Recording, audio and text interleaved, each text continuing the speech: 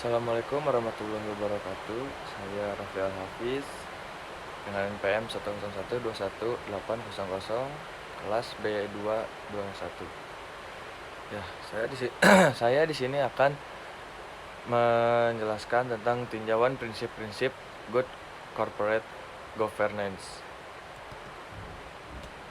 atau biasa disebut dengan GCG. Ya, yang pertama ada prinsip-prinsip GCG. Menurut OECD atau The Organization for Economic Cooperation and Development. Yang pertama adalah landasan hukum yang diperlukan untuk menjamin penerapan GCG secara efektif. Yang kedua, hak pemegang saham dan fungsi pokok kepemilikan perusahaan. Yang ketiga, perlakuan adil terhadap para pemegang saham. Yang keempat, peranan stakeholders dalam corporate governance.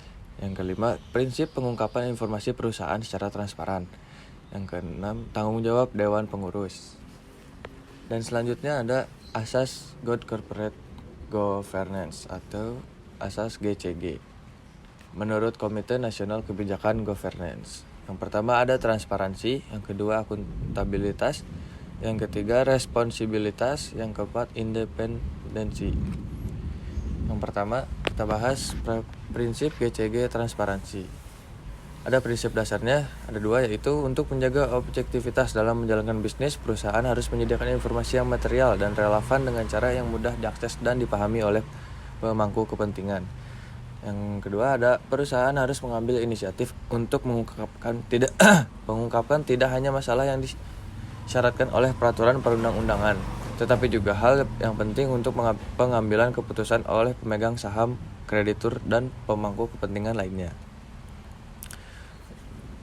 Pedoman pokok pelaksanaan. Yang pertama, perusahaan harus menyediakan informasi secara tepat waktu, memadai, jelas, akurat, dan dapat diperbandingkan serta mudah diakses oleh pemangku kepentingan sesuai dengan haknya. Yang kedua, informasi yang harus diungkapkan meliputi tetapi tidak terbatas pada visi, misi, sasaran usaha dan strategi perusahaan, kondisi keuangan, susunan dan kompensasi pengurus, pemegang saham, pengendali kepemilikan saham oleh anggota direksi dan anggota dewan komisaris beserta anggota keluarganya dalam perusahaan dan perusahaan lainnya.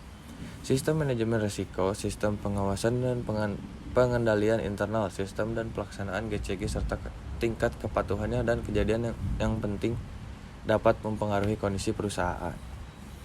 Yang kedua ada prinsip GCG akuntabilitas. Ada prinsip dasarnya ada 3. Perusahaan harus dapat mempertanggungjawabkan kinerjanya secara transparan dan wajar. Yang kedua, untuk itu perusahaan harus dikelola secara benar, terukur dan sesuai dengan kepentingan perusahaan dengan tetap memperhitungkan kepentingan pemegang saham dan pemangku kepentingan lainnya. Yang ketiga, akuntabilitas merupakan prasyarat yang diperlukan untuk mencapai kinerja yang berkesinambungan. Pedoman pokok pelaksanaannya.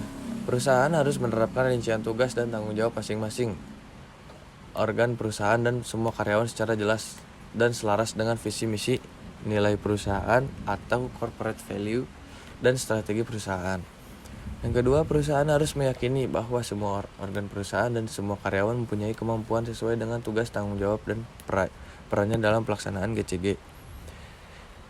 Yang ketiga, perusahaan harus memastikan adanya sistem pengendalian internal yang efektif dalam pengelolaan perusahaan. Yang terakhir, ada perusahaan harus memiliki ukuran kinerja untuk semua jajaran perusahaan yang konsisten dengan sasaran usaha perusahaan, serta memiliki sistem penghargaan dan sanksi, atau bisa disebut reward and punishment system. Yang ketiga ada prinsip GCG responsibilitas.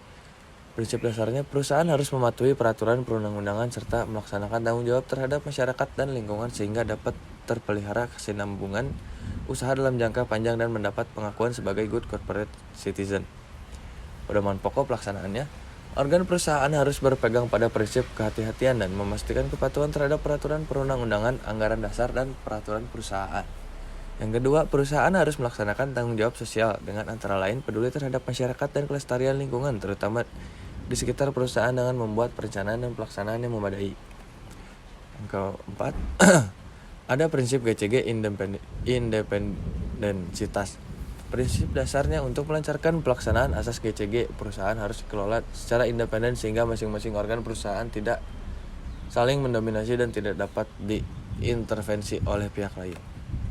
Pedoman pokok pelaksanaannya, masing-masing organ perusahaan harus menghindari terjadinya dominasi oleh pihak manapun, tidak terpengaruh oleh kepentingan tertentu, bebas dari benturan kepentingan atau konflik of interest, dan dari segala pengaruh atau tekanan, sehingga pengembalian keputusan dapat dilakukan secara objektif. Yang kedua, masing-masing organ perusahaan harus melaksanakan fungsi dan tugasnya sesuai dengan anggaran dasar dan peraturan perundang-undangan, tidak saling mendominasi dan atau melempar tanggung jawab antara satu dengan yang lainnya. Sekian, mohon maaf bila banyak tutur kata yang salah. Akhir kata, assalamualaikum warahmatullahi wabarakatuh.